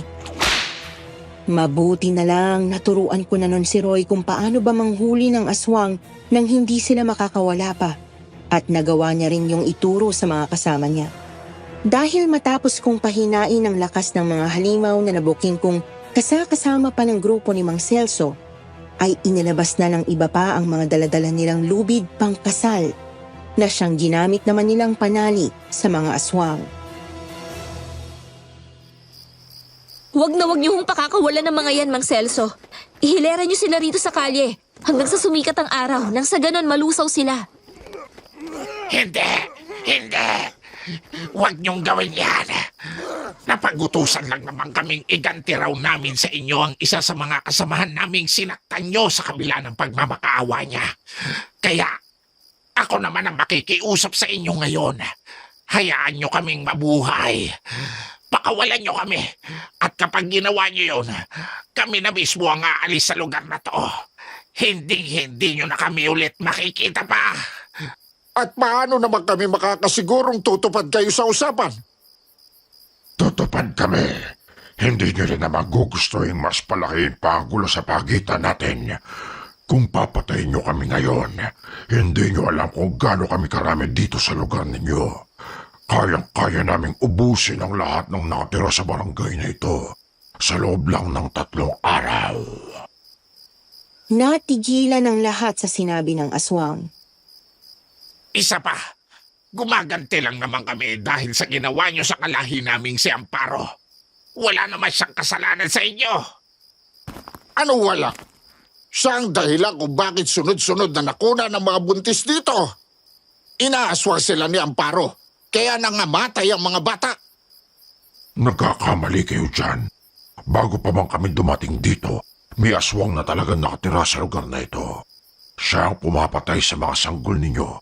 At hindi si Amparo. Masyado lang talaga mabait ang kalahi naming yon. Dahil binibigyan niya kayo ng babala sa tuwing mararamdaman niyang may panibago na naman bibiktimahin ng aswang na yon. Lalong-lalo ka na, Serena. Natulala ako noon sa sinabi ng aswang. Hindi ko alam kung maniniwala ba ako noon sa kanya o hindi, pero hindi na lang ako nagsalita. Hanggang sa nakapagdesisyon na nga si Mang Celso na makipagkasundo na lang sa kanila. Wala rin naman silang pagpipilian dahil natakot sila sa banta ng mga aswang na kapag hindi raw sila pinakawalan ay mas marami pang buhay ang masasayang. Dahil isa nga pala sa personalidad ng mga aswang, mahilig silang gumanti. Grabe sila kung magtanim ng galit. Bukod doon ay hindi rin sila mahilig magsinungaling. Kaya naman sigurado kaming susundin nila ang kanyang sinabi. Mabuti na lang at tumupad naman ang mga aswang na yon sa kasunduan. Matapos kasi ang gabing yon ay halos mga lahati na ang populasyon ng barangay namin. Matapos magsialis ang napakaraming naninirahan doon na mukhang pare-pareho palang mga aswang. Ganun pa man, hindi pa rin maalis sa isip ko ang sinabi ng isa sa kanila tungkol sa iba pang aswang na nambibiktima at nananakit ng mga taga rito bago pa raw sila dumating. Ito raw ang responsable sa pagkamatay ng mga sanggol sa loob pa lang ng sinapupunan ng mga ina. Sino kaya sa tingin mo ang tinutukoy nila, Serena? Sino kaya ang mga aswang na yun? Hindi ko rin talaga alam, Roy eh. Ako, may kutob talaga ako. Kaya lang, masamang magbintang. Napatunghay ako nun kay Roy matapos niyang sabihin sa akin ang tungkol sa ideya niya kung sino ang isa pang aswang na naninirahan noon sa barangay namin. Nagpapagaling pa lang siya noon kaya nakahiga pa siya sa sofa ng bahay ko bilang ako rin ang nag-aalaga sa kanya buhat ng magkasugat ang dibdib niya. Serena, nung gabi kasing dadagitin sana ako ng aswang, hindi ko naiwasang makilala yung duster na suot nung umatake sa akin. Nakita ko ng sotyo ng isa sa mga kapitbahay natin eh. Ano? Eh sino?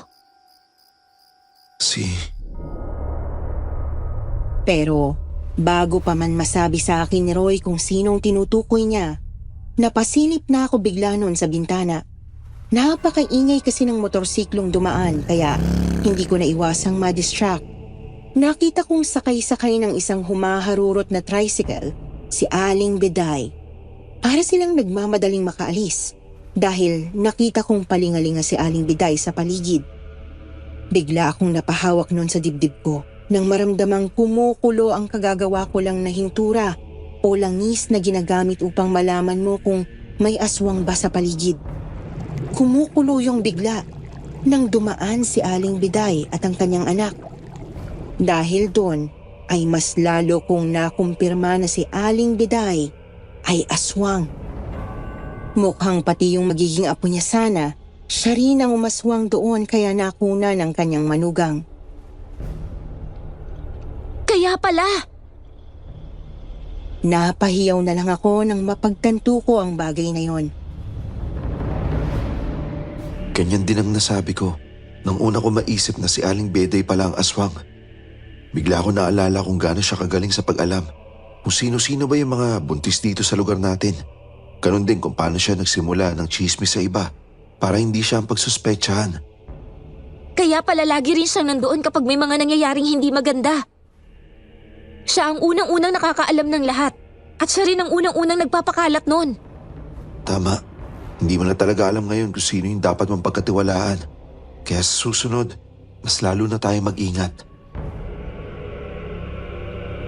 Miss Anne, hanggang ngayon po kapag iniisip ko ito, hindi ko pa rin maiwasang kilabutan sa isiping wala kaming kaalam-alam noon na ang tunay na umaaswang pala sa mga buntis sa lugar namin noon ay si Aling Beday at hindi si Amparo. Nakapangingilabot ang galing nito sa pagpapanggap na isa siyang normal na tao na mahilig lang sa chismis. Tuloy, ang tingin ko sa lahat ng mga chismosa ngayon sa paligid ko, mga aswang din na walang magawa sa buhay. Marami kasi silang oras na bantayan ng ibang tao tulad ng gawain ng mga aswang. Gaya ng ginagawa ni na Aling Beday at ng kaibigan nitong si Aling Oring. Hindi na rin naman kasi kami noon nagkaroon pa ng pagkakataong kumprontahin si Aling Beday dahil yun na pala ang huling beses na makikita namin siya. Umalis silang mag-ina ng araw na yon at nagpunta sa ibang lugar para doon naman sumunod na manirahan. Ganon naman kasi talaga ang aswang. Hindi sila napapakali sa iisang lugar lang. Kaya naman kung ikaw ay may isang kapitbahay na ubod ng chismosa, tanungin mong sarili mo, hindi kaya aswang din yan? Miss Anne, matapos pong maging tahimik na ulit sa wakas ang lugar na yon, mas lalo pa kaming naging malapit ni Roy sa isa't isa. Tuluyan na nga pong nahulog ang loob ko sa kanya noon at kalaunan ay nalaman kong ganon din siya sa akin. Hanggang sa makapanganak po ako ay hindi niya ako iniwan. Kami ng anak ko. Nanatili siya sa tabi ko hanggang sa tuluyan na siyang umamin sa nararamdaman niya sa akin. Hindi na ako nagpakipot pa noon at sinagot ko na siya ng oo. Simula noon ay siya nang tumayong ama sa anak kong babae na itinuring niyang sarili niyang kadugo. Minahal niya ang anak ko at yon ang pinakaimportante para sa akin. Ngayon ay ilang dekada na rin kaming nagsasama ni Roy bilang mag-asawa. Sa katunayan niyan, yung anak namin, may sarili na rin siyang pamilya. Nag-aalaga na lang kami ni Roy ngayon ng 2 makukulit na apo. At isa pang anak na nasa kolehiyo na siyang nagturo sa akin kung paano magpadala ng email sa inyo. Matagal na po kasing fan ng inyong channel ang anak namin kaya palagi siyang nakikinig sa inyo. Tuloy, pati kami ng tatay niya ay naimpluwensyahan na rin niya. Kaya heto ko ngayon at nagkukwento na rin. Hindi na kami nakatira doon sa dati naming tinitirhan sa Laguna dahil lumipat na kami ngayon sa Maynila. Pero hanggang ngayon ay hindi ko pa rin talaga nakakalimutan ang kwentong ito na naglalaman ng mga alaala ng nakaraan sa lugar na yon.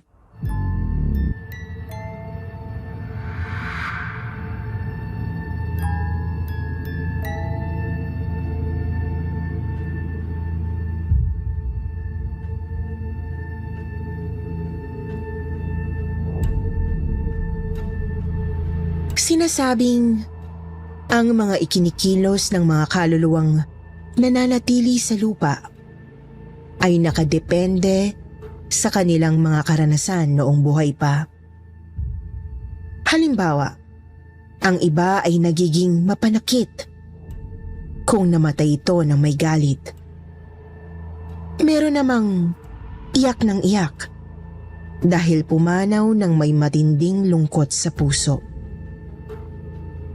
Subalit, alam niyo bang meron ding mga kaluluwang nagpapakita ng masidhing takot? Takot sa mga taong nagdulot ng pasakit sa kanya noong nabubuhay pa. Takot na hindi niya nagawang iwan at patuloy na gumagambala sa kanya maski sa kabilang buhay. Sa episode ngayong araw, ating pakinggan ang kwento ni Jeremy at alamin natin ang masahol na dinanas ng kanilang kasambahay sa kanyang mga magulang. Pakinggan kung paano literal na kumapit ang trauma hanggang sa kaluluwa ng pobreng dalaga. Dito lamang sa kwentong Takip Silim.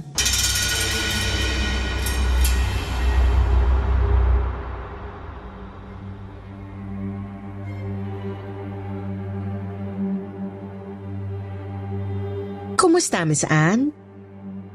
Binabati ko rin po ng magandang araw ang lahat ng listeners ng kwentong Takip Silim. Tawagin niyo na lang ako sa pangalang Jeremy. 42 years old at nakatira ngayon dito sa Ilocos. Itong ibabahagi ko ay nangyari noong binatilyo pa lamang ako, taong 1996. Doon ito naganap sa lalawigan ng Bulacan, kung saan ako lumaki.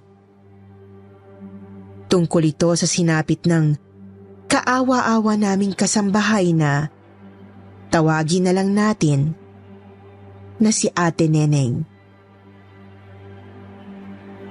Kasambahay naming pinagmalupitan ng husto ng aking mga magulang. Pangmamaltratong patuloy na pinagdurusahan ni Ate Neneng hanggang sa kabilang buhay. Miss Anne, bandang Pebrero taong 1996. Dumating sa amin sa Bulacan si Ate Neneng. Nasa 20 anyos na po siya noon, kung hindi ako nagkakamali. Nirekomenda siya sa amin ng isang kakilala ni Daddy Roman. At galing pa pala ito sa Visayas. Ako pa nga ang nagbukas ng gate pagkarating niya. Saka pinapasok ko agad sa sala para makausap ni na Mommy Aida.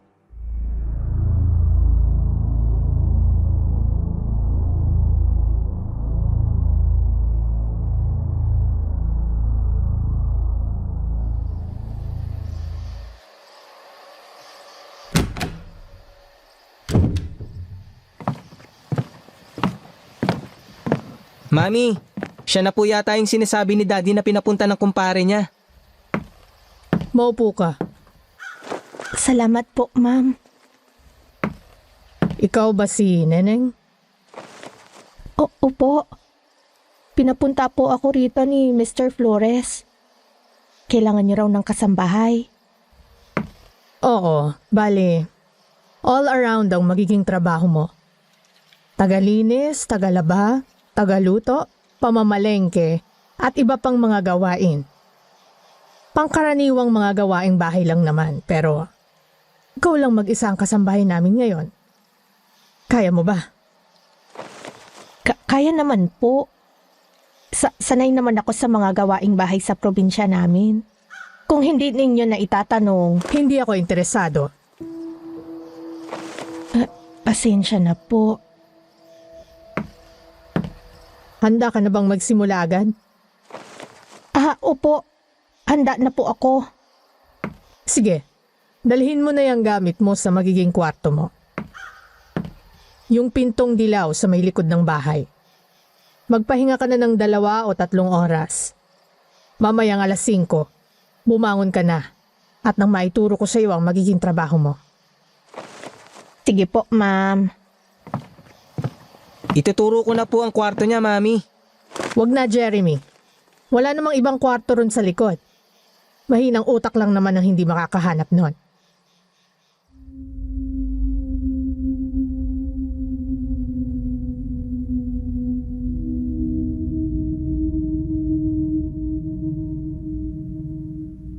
Miss Anne, aaminin ko.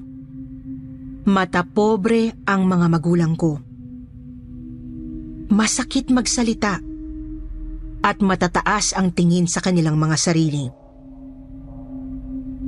Ako naman ay typical na rich kid noon. Hindi man mata pobre, ngunit materyoso at may kayabangan din. Mahilig akong magpasikat sa kahit kaninong tao. Tsaka gusto ko malinis palagi ang tingin sa akin ng iba.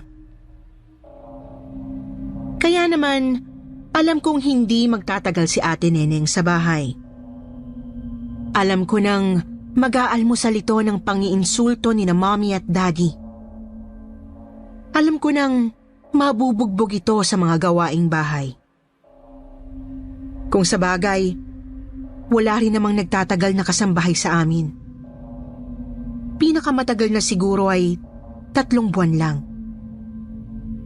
Subalit, ipinagtaka ko ang napapansing pagiging mapagtimpi ni Ate Neneng.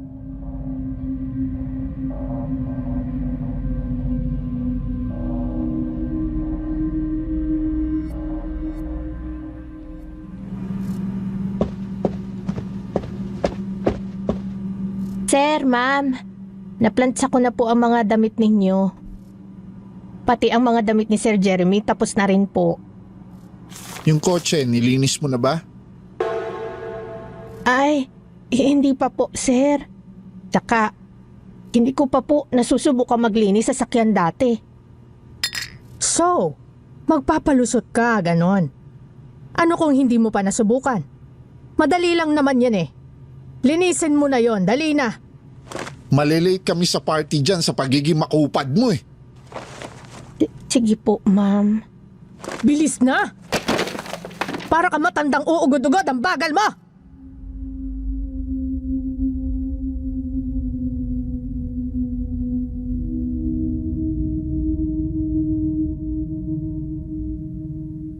Kahit nahagisan na ng makapal na libro ni Mommy sa ulo, nanatili pa rin nakayuko at kalmado si Ate Neneng. Tahimik lang itong naglakad papuntang garahe. Ang kaso nga lang, naulit pa ng naulit ang ganoong trato ng mga magulang ko sa kasambahay. Sinubukan ko namang kausapin sina Daddy. Ngunit sinasabi lang nila sa aking hindi namin kauri ang mga pulubi. Oo, mayabang at materyoso ako. Pero hindi naman kasi ako masamang tao para matiis ang pananakit sa iba. Hindi ko nga akalaing may ititindi pa pala ang pagiging masahol ng mga magulang ko. Isang gabi, pasado 11:00 na nakauwi si Daddy. Tulog na si Mommy noon. Sakto namang nagising ako nang pumarada ang kotse sa garahe. Nang sumilip ako sa bintana, napansin kong pasuray-suray ang paglalakad ni Daddy Roman papunta sa may likod ng bahay. Nagmasid pa ako. Hanggang sa nakita kong huminto siya sa may pinto ng kwarto ni Ate Neneng. Kitang-kita ko sapagkat nasa baba lang ng silid ko ang kwarto ng kasambahay. Doon na ako bumaba at palihim na nagmasid. Naabutan kong binubuksan ni Daddy ang pinto gamit ang duplicate na susi. Kumabog ang dibdib ko. Pumasok si Daddy at sinara ang pinto. Pinagpawisan ako ng malamig nang lumapit ako sa kwarto. Walang bintana at madilim. Kaya wala akong magawa, kundi ipiid ang tenga ko sa pinto.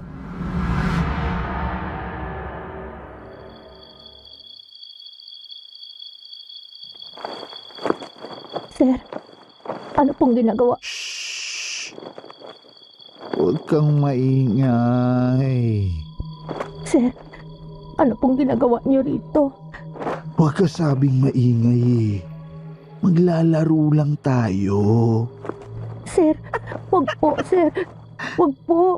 Wag. Huwag ka sabing maingay eh. Babayaran naman kita, ang dami mo pang arte.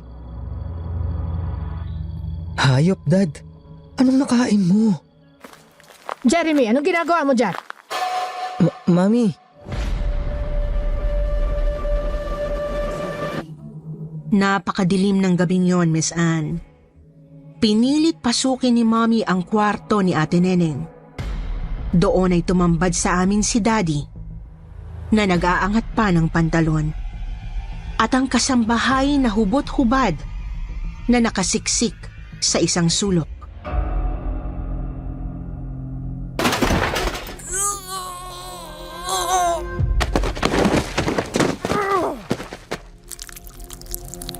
Ma'am, tama na po, ma'am. Malandi kang babae ka.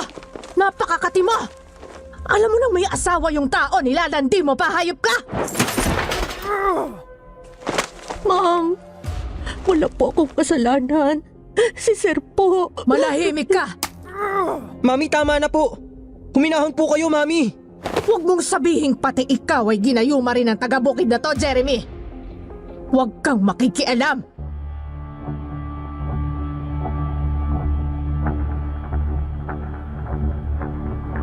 Walang habas na binugbog ni Mommy si Ate Neneng. Sinabunutan, pinagsasampal at hinampas ng kung ano-ano. Inuntog din niya ang ulo nito sa sementong dingding ng kusina. Dahil nga ulo ang napuruhan, kaya nagdugo ito ng husto na bumahid pa sa puting dingding. Tumigil lang si Mommy ng lupaypay ng nakasalampakang kasambahay sa lapag. Tutulungan ko sana pero pinapunta na ako ni Mommy sa kwarto ko. Ayaw niyang makialam ako. Ayaw niyang akitin din daw ako ng kasambahay. Hindi ako nakatulog noong gabing yon, Miss Anne. Hindi ko kasi sukat akalaing ganoon pala kasahol ang mga magulang ko. Paggising ko pa nga kinaumagahan, lalong sumakit ang ulo ko nang makita si Ate Neneng. Hindi na makapaglakad ng maayos.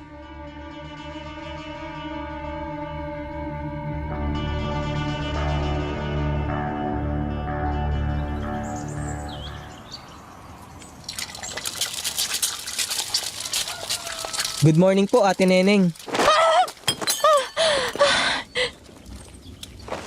Ay, kayo pala, Sir Jeremy. Good morning po. Ate naman eh. Para kayo nakakita ng multo. Ate, kamusta na po? Bakit parang hirap po kayong maglakad? Ano? Tinamaan kasi yung tuhod ko kagabi. Kaya ayun. Ay, ba't ba ganun si na Mami? Ay, Sir Jeremy, maligo na po kayo. Layo na kayo sa akin. Baka mapagalitan kayo ni Ma'am. Ha? Bakit naman? Sige na po. Iwan niyo na po ako. Sige na po.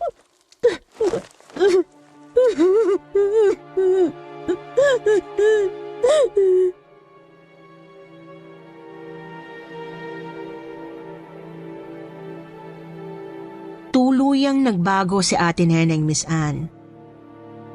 Palagi na itong nanginginig sa takot at sobrang naging magugulatin. Madalas ko rin siyang nakikitang nagpipigil ng luha. Minsan pa nga, nakikita ko talaga siyang umiiyak ng patago. Ramdam kong gusto na niyang umalis at umuwi. Pero hindi niya magawa. Malayo kasi ang kanila. Sa Visayas pa. Dagdag pang hindi niya nakakausap ang kanyang mga mahal sa buhay. Kasi wala pang cellphone at internet noong mga panahong yon. May telepono kami, pero walang ganoon sa baryo nila.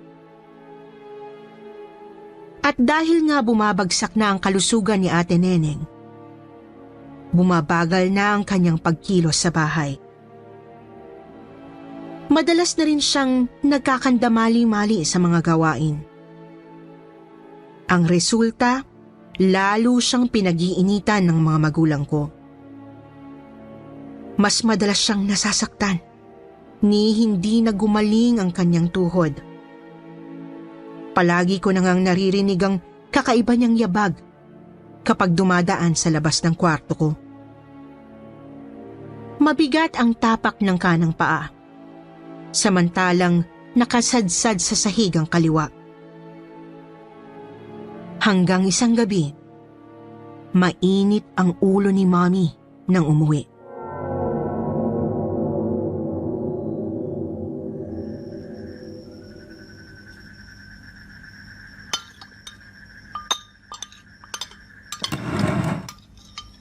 Natagalan ka yata, Aida. Buti na lang, kakaluto lang nitong nilagang baboy.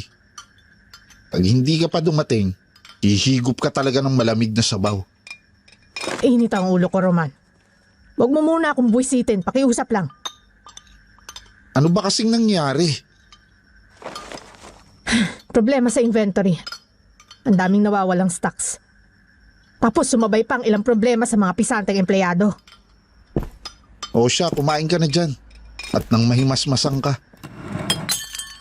Ano ba naman, Neneng? Aanga-anga ka na naman eh. Napakamahal ng basong yan tapos babasagin mo lang. Ma'am, pasensya na po. Pasensya na po. Purgang-purga na ako sa'yo, malanding inutil ka.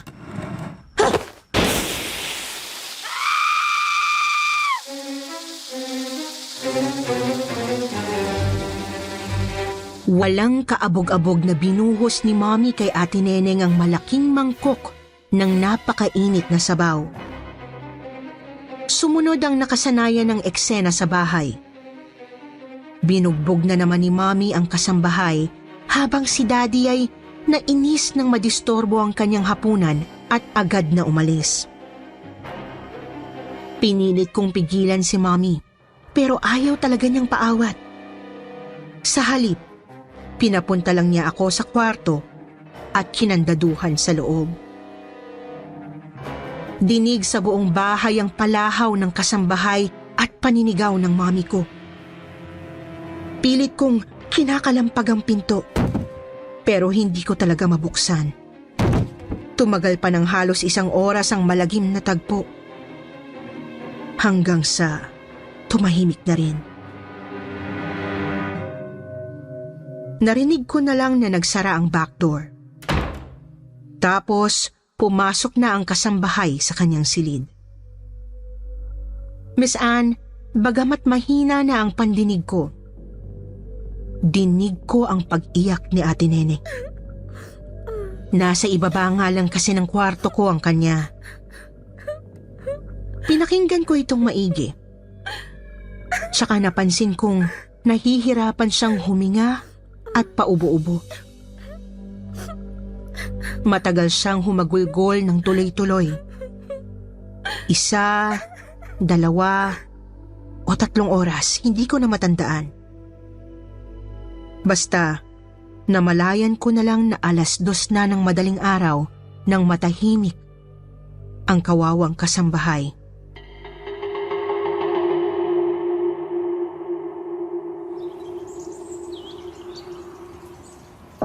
Ate? Ate Neneng? Ate? Hinahanap na po kayo ni na Mami. 7:00 na po eh. Di pa po kayo lumalabas. Ate? Ate? Wala pa rin ba, Jeremy? bang nangyayari sa batugang yan? Baka naman po hindi makakilos dahil sa sakit ng katawan, Mami. Napasobra po kayo. Tahimik! Tumabi ka't bubuksan ko ang pinto. Talagang kakalbuhin ko na yung tamad na yan.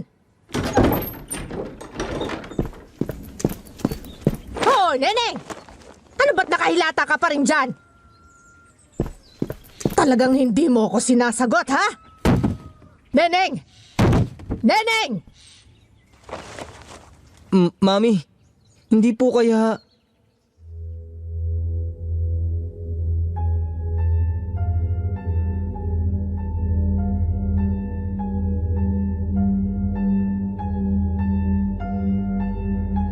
Hindi nga ako nagkamali, Miss Anne. Patay na si Ate Neneng nang umagang yon. Tiningnan ko siya na nakahiga sa kanyang papag. Punit-punit ang damit. Puno ng latay ang buong katawan. At namamaga ang mga mata. Sinabi ko kina Mommy na ipaalam na agad sa mga kamag-anak ni Ate Neneng ang nangyari. Pwede naman kaming magtanong sa kaibigan ni Daddy na nagpapasok sa kasambahay sa amin. Pero lumutang ang nakakangilong karuwagan ng mga magulang ko. Napilit nilang tinatago sa pagiging mapagmataas. Ayaw daw nilang mabahiran ang kanilang reputasyon. Kahit ang totoo, ay ayaw lang talaga nilang makulong.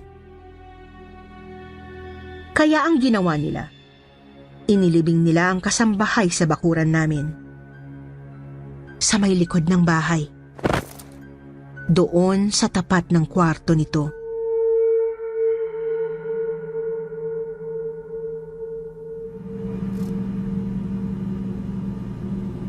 Anak, intindihin mo naman. Wala na kaming mapagpipilian ng daddy mo eh. Alangan namang hayaan lang naming makulong kami. Gusto mo ba yon? Huwag niyo muna akong kausapin. Anak naman, makinig ka muna. Sabi na huwag niyo muna akong kausapin!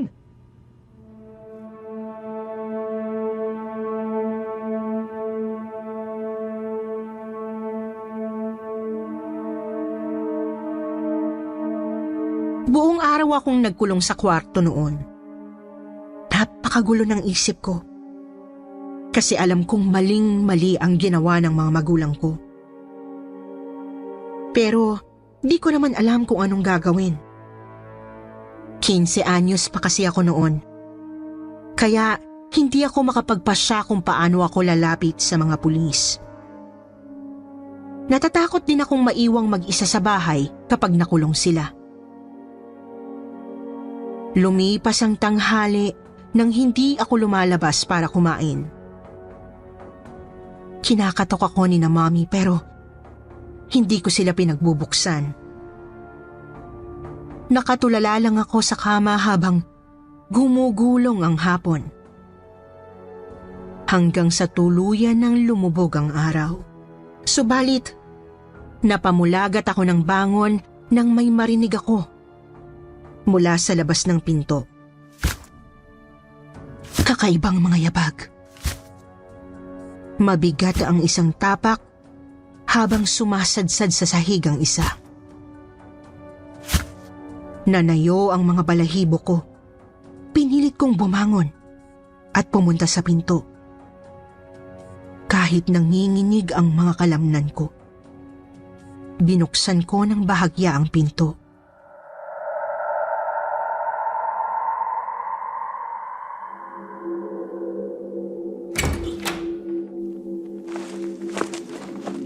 Ate Neneng? Ate Neneng, kayo po ba yan?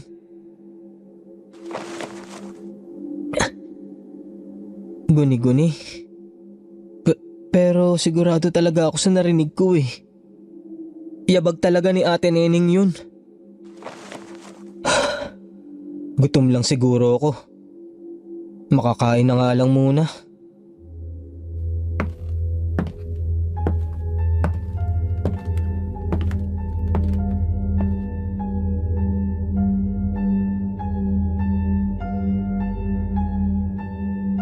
Bumaba nga ako para magpunta ng kusina, Miss Anne.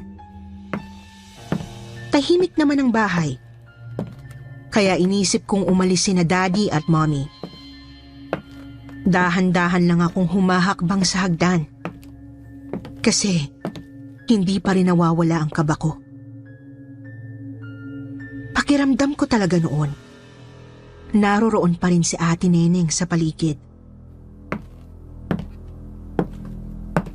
Nang makarating ako sa bungad ng kusina, sinindihan ko ang ilaw.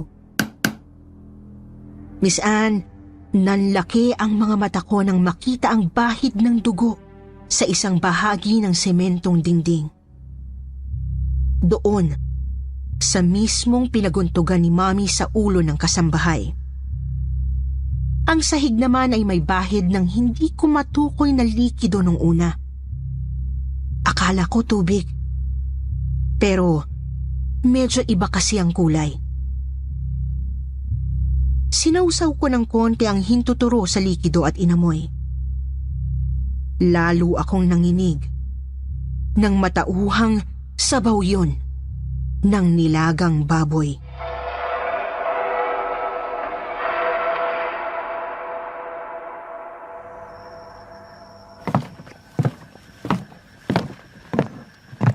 Jeremy, anak. Buti naman at lumabas ka na rin. Nag-alala kami sa'yo. Kumain ka na ba, Jeremy? Ano ba't nakatulala ka? Mami, Daddy, andito siya. Andito si Ate Neneng. Anong nangyari dito?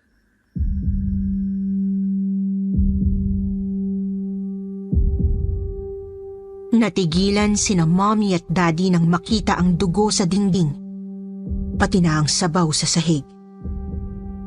Lalong sumidhi ang kilabot namin nang biglang bumukas ang back door sa may kusina. At unti-unting pumasok si Ate Neneng. Napaatras kaming tatlo. Lumingon sa amin ang multo. Miss Anne, napamaang ako nang makitang putok ang isang bahagi ng ulo ni ate. Puno ng latay ang buo niyang katawan at namamaga ang mga mata. Nang makita niya kami, agad siyang nanginig at bumakas sa kanyang mukha ang takot sa mga magulang ko. Yumuko ito, animoy nagmamakaawa. Sumiksik sa may gilid ng pinto at tinakpan ang mukha habang umiiyak. Tama na. Tama na po, Mom. Huwag niyo na po akong saktan. Tama na po.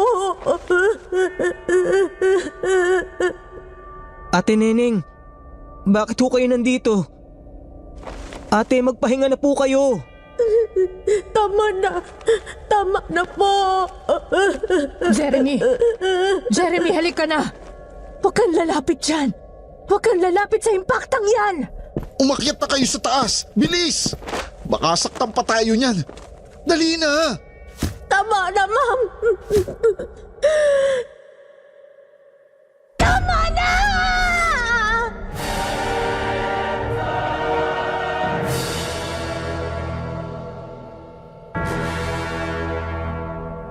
Sumakit ang ulo ko sa napakalakas na sigaw ni Ate Neneng, Miss Anne.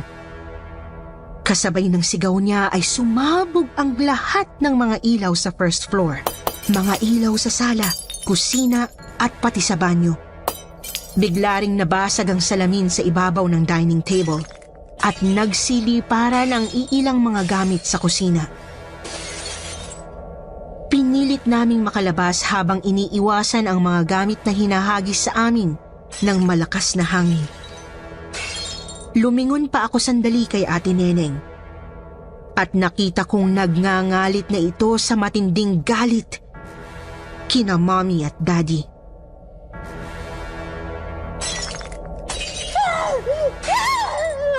Diretso sa labas!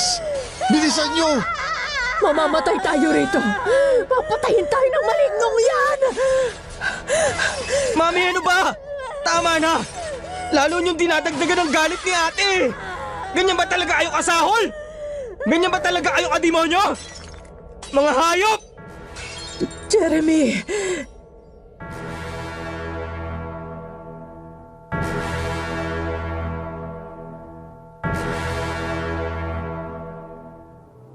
Ligtas naman po kaming nakalabas ng bahay, Miss Anne.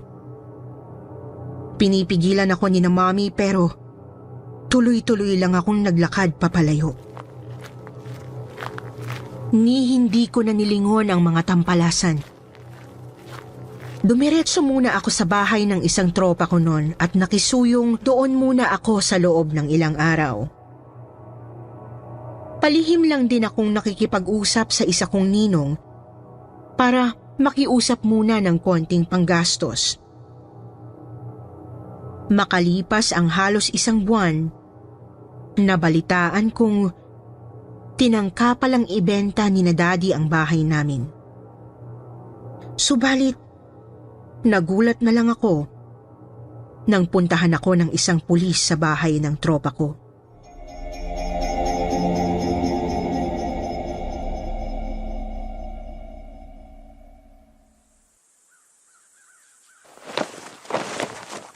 Jeremy, hindi na ako magpapaligoy-ligoy. May bangkay na nahukay sa bahay ninyo. Katawan nyo ng isang kasambahay ninyo, tama? Opo, sir. Pero, paano niyo po yun nahanap? May bibili dapat ng bahay at lupa ninyo. Pero, naramdaman daw niyang may multo doon. At nalaman niyang andun lang yun nakalibing. Naaminin ko, hindi ako naniniwala sa mga ganitong kababalaghan. Pero wala eh. May bangkay na nakita sa bahay niyo. Huhulihin niyo po ba ako, sir? Depende kung ano ang kinalaman mo sa pagpatay sa kasambahay.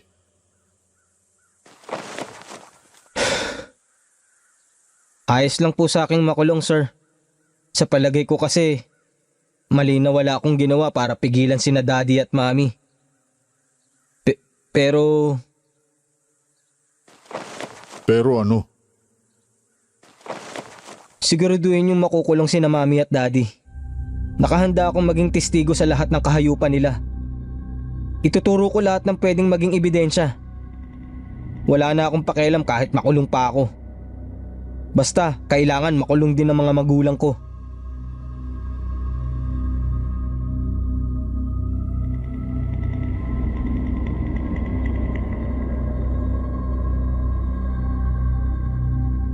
Miss Anne, nakulong nga po sina Mommy at Daddy. Pwede sana akong makulong noon. Kasi wala pang juvenile justice system dati. Pero dahil tumistigo ako, hindi ako sinama sa mga kinasuhan ng mga kamag-anak ni Ate Neneng. Nang matapos ang kaso, naisip kong magpakalayo-layo na rin. Kumuha lang ako ng mga mamahaling gamit sa bahay, binenta, at agad nang bumiyahe. Ayun nga at nakarating ako rito sa Ilocos. Dito na ako tumira. At dito na rin nagkapamilya. Mahirap kasi kailangan kong talikuran ang marangyang buhay na kinamulatan ko. Pero tinanggap ko na lang na ito ang paraan ko para parusahan ang sarili. Umaasa rin na sana tuluyan ng pumayapa ang kaluluwa ni Ate Neneng. Hanggang dito na lang at maraming salamat sa paglalaan ng oras sa kwento ng aking nakaraan, Miss Anne. More power sa inyo at sana'y magtagal pa ang inyong channel.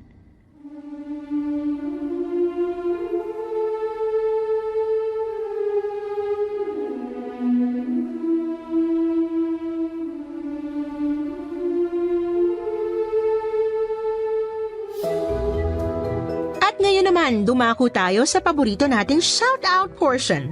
Shout-out going out to Janelle Pable, Mayumi Makisig, Miguela Cabaya, Colette, Bernadette Arcalas, Realiza Tadle, Calambarian, Magbabasa tayo ng pinakamagandang comment galing kay Alanea at Brian. Sabi ni Alanea, 3 years na akong nakikinig ng bawat storya niyo po. Mula sa pagiging chef ko noon hanggang sa nakuha ko na ang work na related sa course ko. Still, fan niyo pa rin ako na patuloy na nakikinig hanggang sa ngayon. Sabi din ni Brian, I love you, Katie. Ang gaganda ng mga story, may kapupulutan ng aral sa bawat kwento at karanasan ng iba na malaking naitutulong din sa atin para magkaroon ng idea na huwag gawin ang mali. Thank you po. Sa mga hindi nabanggit, sa susunod na lang po. Huwag niyo pong kalimutang mag-reply sa ating shoutout box na nasa comment section para ma-shoutout ang pangalan niyo. Muli po, mula sa bumubuo ng kwentong Takip Silim at Sityo Bangungot, ito ang inyong lingkod si Miss Anne. Nagpapasalamat.